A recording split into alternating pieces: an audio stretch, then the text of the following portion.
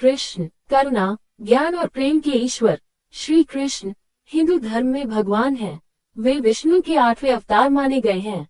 कन्हैया, माधव, श्याम, गोपाल, केशव, द्वारकेशिया, द्वारकाधीश, वासुदेव आदि नामों से भी उनको जाना जाता है। कृष्ण निष्काम कर्मयोगी, आदर्श सिद्धांत, स्थित प्रज्ञा एवं दैवी संपदाओं से सुसज्जित महान पुरुष थे। उनका जन्म द्वापर युग में हुआ था। उनको इस युग के सर्वश्रेष्ठ पुरुष, युग पुरुष या युगावतार का स्थान दिया गया है। कृष्ण के समकालीन महर्षि वेदव्यास द्वारा रचित श्रीमद् भागवत और महाभारत में कृष्ण का चरित्र विस्तृत रूप से लिखा गया है। भगवद गीता कृष्ण और अर्जुन का संवाद है, जो ग्रंथ आज भी पूरे विश्व में लोकप्रिय है। इस उपदेश के लिए कृष्ण को जगत गुरु का सम्मान भी दिया जाता है। कृष्ण वसुदेव और देवकी की 8वीं संतान थे। देवकी कंस की बहन थी। कंस एक अत्याचारी राजा था। उसने आकाशवाणी सुनी थी कि देवकी के 8वें पुत्र द्वारा वह मारा जाएगा। इससे बचने के लिए कंस ने देवकी और वसुदेव को मथुरा के कारागार में डाल दिया। मथुरा के कारागार में ही भादो मास के कृष्ण पक्ष की अष्टमी को उनका जन्म हुआ। कंस के डर से वसुदेव ने नवजात बालक को रात में ही यमुना पार गोकुल में यशोदा के यहाँ पहुंचा दिया।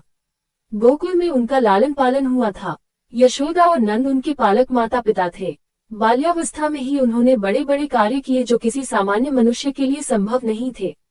अपने जन्म के कुछ समय बाद ही कंस द्वारा भेजी गई राक्षसी पूतना का वध किया। उसके बाद शकटासुर, त्रिनावर्त आदि राक्षस का वध किया।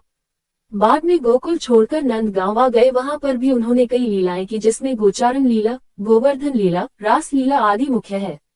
इसके बाद मथुरा में मामा कंस का वध किया।